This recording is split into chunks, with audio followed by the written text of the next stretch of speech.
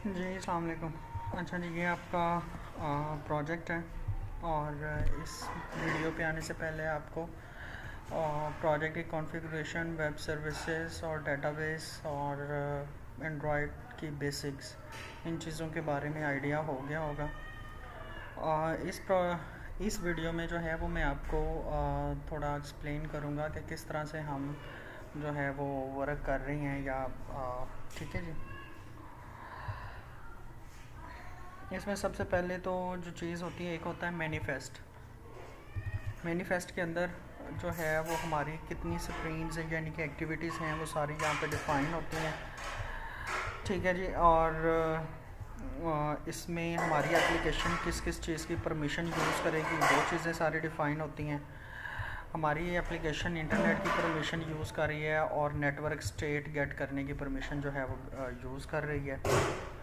इसके अलावा जो है कुछ सर्विसेज हम इसमें यूज़ कर रहे हैं फायरबेस की, जिसमें जो है दो सर्विसेज यूज़ कर रहे हैं, माई फायरबेस इंस्टेंस आईडी सर्विस और माई फायरबेस मैसेजिंग सर्विस।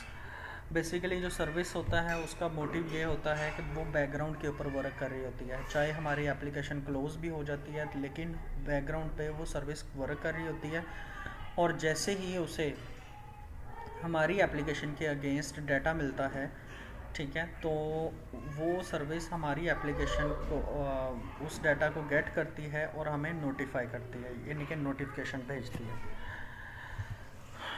ठीक है जी। इसके अलावा जो है अगर आप यहाँ पे आएँ, इसके सबसे पहले मैं साइन अप पे आ जाता हूँ।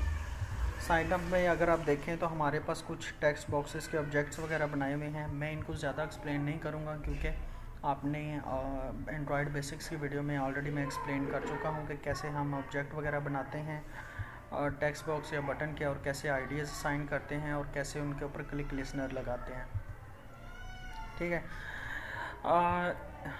इसमें जी क्या कहते हैं, ये कुछ ऑब्जेक्ट्स बनाए हैं। एक प्रोग्रेस डायलॉग का ऑब्जेक्ट है जो कि अगर आप देखेंगे कि आप साइन अप के ऊपर जब क्लिक करते हैं तो प्रोग्रेस शुरू हो जाती है।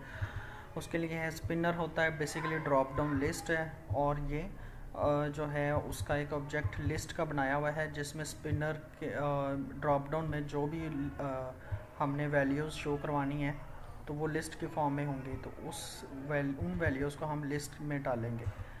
उसके बाद कुछ जो हैं वो हमारे पास वेरिएबल्स हैं। इसमें एक चीज़ और आप देख लें कि अगर आप इसमें देखें कि बेसिकली हमारी एप्लीकेशन यूज़ कर रही है फायरबेस को। अब लेट्स से कि एक एप्लीकेशन दो मोबाइल्स के ऊपर जो है वो इंस्टॉल है हमारी एप्लीकेशन। एक का जो यूज़र है उसका नाम है ABC और दूसरे यूज़र का नाम है DEF, ठीक है। तो ABC जो यूज़र है, लेट्स से कि अगर हमने उस डिवाइस के ऊपर ABC यूज़र वाले को जो है वो नोटिफिकेशन भेजना है, ठीक है, यानी कि हमारी एप्लीकेशन ने ABC यूज़र को नोटिफिकेशन भेजना है, तो वो क्या करेगी, उस ABC जो यूज़र है उसका एक टोकन जो है वो जनरेट होगा जब भी ये एप्लीकेशन क्रिएट होगी, आपके मोबाइल में इंस्टॉल होगी, ठीक है। तो उसका एक टोकन जनरेट होगा जो कि फायरबेस का ऑटोमेटिकली जो है वो उसको जनरेट करता है। अगर आप यहाँ पे आएँ माई फायरबेस इंस्टेंस आईडी सर्विस में, तो यहाँ पे आप देखेंगे कि यहाँ पे हमारा जो है वो टोकन वो जनरेट हो रहा है, ठीक है। और उस टोकन को हम जो है शेयर्ड प्रेफरेंसेस के अंदर जो है वो सेव कर रहे हैं। शेयर्ड प्रेफरेंसेस का मैं आपको बाद में बताता हूँ, ठीक है जी। अब ये जो टोकन जनरेट हो रहा है, ये जब वो साइन अप हम करते हैं तो हम इस टोकन को साथ भेज देते हैं यूज़र के डाटा के, ठीक है। यूज़र के डाटा के भेज देते हैं और जाके ये डाटाबेस में उस यूज़र के अगेंस्ट सेव हो जाता है। अब जब भी हमें उस यूज़र के को नोटिफिकेशन भेजना है तो हम उस यूज़र के अगेंस्ट उसका टोकन गेट करते हैं वेब सर्विस से, और उस टोकन के ऊपर जो है वो नोटिफिकेशन भेजते हैं। और जब उस टोकन के ऊपर नोटिफिकेशन भेजते हैं तो वो टोकन ऑलरेडी जिस डिवाइस के अंदर मौजूद होता है उस डिवाइस के ऊपर वो नोटिफिकेशन आ जाता है, ठीक है जी। बेसिकली ये है इसका तरीकाकार के नोटिफिकेशन कैसे हमें जाता है। इसके बाद आ जाएं शेयर्ड प्रेफरेंसेस। उसके लिए ये प्रेफरेंसेस के एक जो है प्रेफ मैनेजर की क्लास बनी हुई है शेयर्ड प्रेफरेंसेस होता है कि बेसिकली ऐसा डाटा जो है जिसको हम कुछ देर के लिए या कुछ टाइम के लिए आर्जी तौर पे जो है वो सेव करवा देते हैं अपनी मोबाइल की कैशे मेमोरी में। ये डाटा आपका तब तक मौजूद रहता है जब तक आप लॉग आउट नहीं करते या जब तक आप अपने मोबाइल की कैशे मेमोरी को जो है वो क्लियर नहीं करते। इस डाटा का हमें बेनिफिट ये होता है कि बजाय इसके कि अगर लेट्स से कि हमें जो यूज़र लॉगिन है, ठीक है, बजाय उसका अगर हमें ईमेल चाहिए, ठीक है, तो बजाय इसके कि हम उसकी नेटवर्क कॉल करें या एपीआई को हिट करें और एपीआई हमें जो है वो हर बार जो है वो उसका यूज़र ईमेल रिटर्न करे, तो हम ये करते हैं कि हम एक ही बार उसकी एपीआई हिट करते हैं और उसका जो यूज़र ईमेल है या जो भी डाटा हमें चाहिए होता है हम उस डाटा को कैशे मेमोरी में स्टोर कर लेते हैं और आगे जहाँ पे भी हमें उस चीज़ की ज़रूरत पड़ती है तो हम वहाँ से कैशे मेमोरी से उठा के हम वहाँ से यूज़ कर लेते हैं। जैसे कि हमारी एप्लीकेशन जैसे ही इंस्टॉल हुई आपके मोबाइल के अंदर, उसी वक्त एक टोकन जो है वो जनरेट हुआ जो कि फायरबेस ने बैकग्राउंड अपनी जो सर्विस है उसके ज़रिए जनरेट करवाया। ठीक है जी, अब उस टोकन को हमने सेव कर दिया शेयर्ड प्रेफरेंसेस में सेट टैग टोकन के अंदर। प्रेफ मैनेजर में अगर आप आएँ तो यहाँ पे आप देखेंगे यहाँ पे कुछ फंक्शंस बने हुए हैं, जैसे सेट यूज़र ईमेल का है, सेट लॉगिन का है, सेट टैग टोकन है, ठीक है। तो जहाँ पे भी हमें इन फंक्शंस को कॉल करते हैं और उन्हें वो वैल्यू देते हैं जो उन्हें चाहिए होती है, तो वो उस वैल्यू को लेके तो उसका डाटा जो है वो सेव कर लेते हैं। इसी तरह जहाँ पे जैसे ही हमारे पास एप्लीकेशन हमने पहली बार इंस्टॉल की अपने मोबाइल के अंदर, तो टोकन जनरेट हुआ, उस टोकन को हमने शेयर्ड प्रेफरेंसेस के अंदर सेव कर दिया। ठीक है जी। और अब जब यूज़र ने साइन अप किया, ठीक है, साइन अप किया, तो साइन अप जब वो यूज़र करेगा तो हम उसका जो टोकन है वो यहाँ पे गेट कर लेंगे, क्योंकि हमने टोकन उसके डाटा के साथ भेजना है। ठीक है, यहाँ पे गेट कर लेंगे। जैसे ही बटन साइन अप के ऊपर क्लिक होगी तो हम टोकन उसका गेट कर लेंगे और इस टोकन को और इन वैल्यूज़ को, यूज़र नेम को, ईमेल को, पासवर्ड को, इन सारी वैल्यूज़ को पास करेंगे यूज़र रजिस्टर के फंक्शन एक है उसको।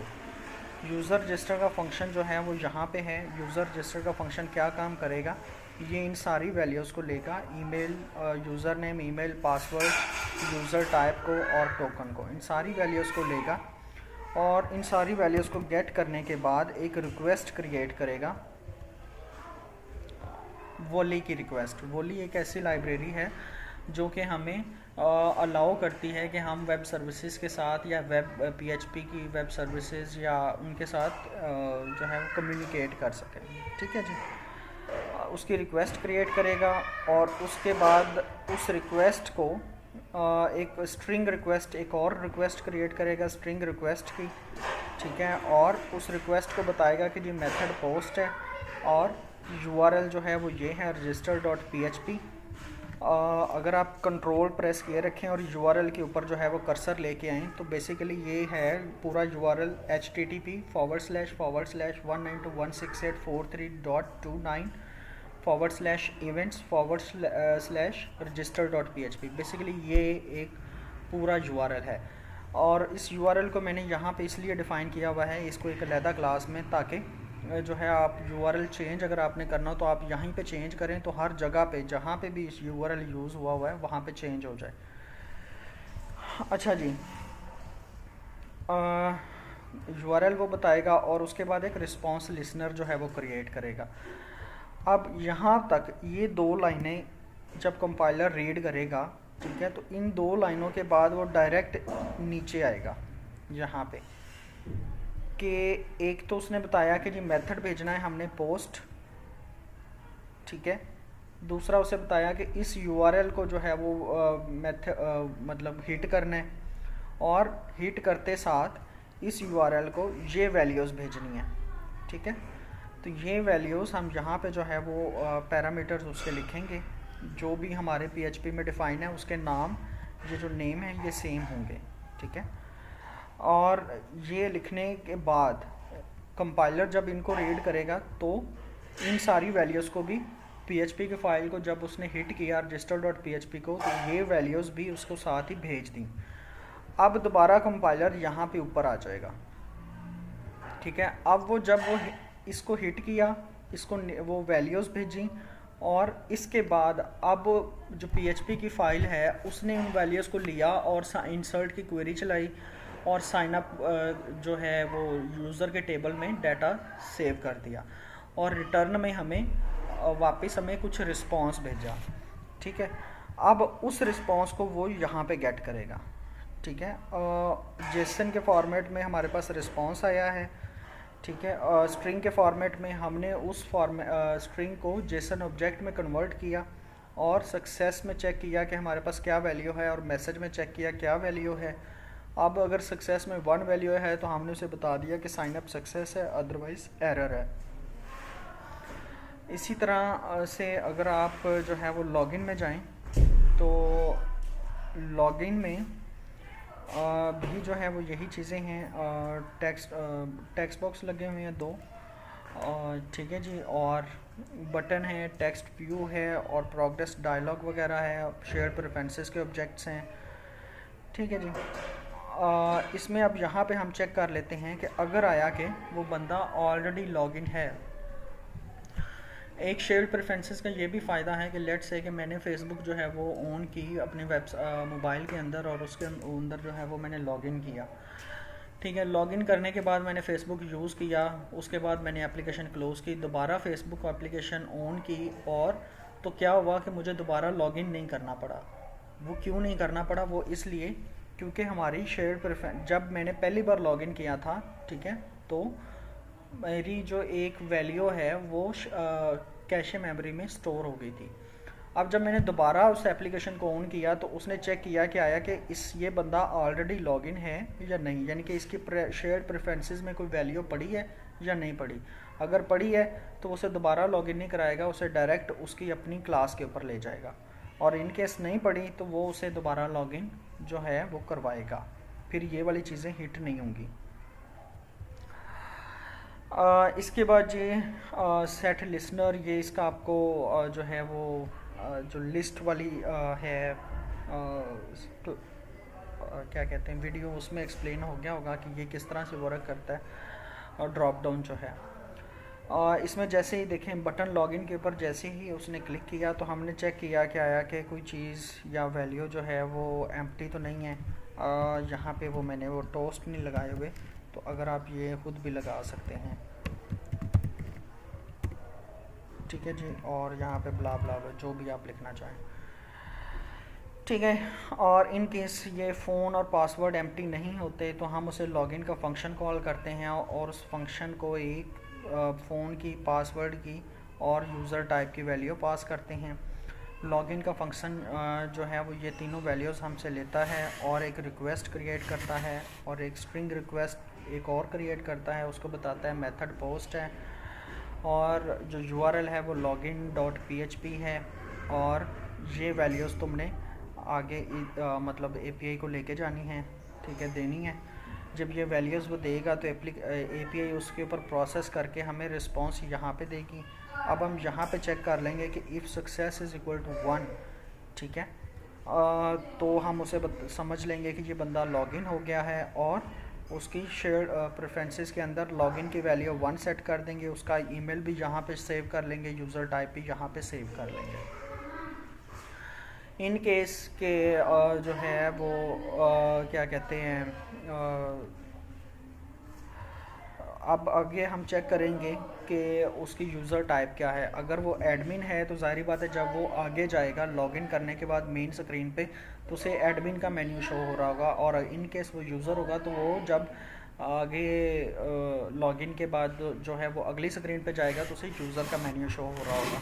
तो यहाँ पे हम ये करते हैं कि हम ये चेक करते हैं कि अगर एडमिन है, ठीक है, तो वो लॉगिन स्क्रीन से मेन एक्टिविटी वाली स्क्रीन के ऊपर चला जाए और साथ एक वैल्यू लेता जाए जो कि एडमिन है।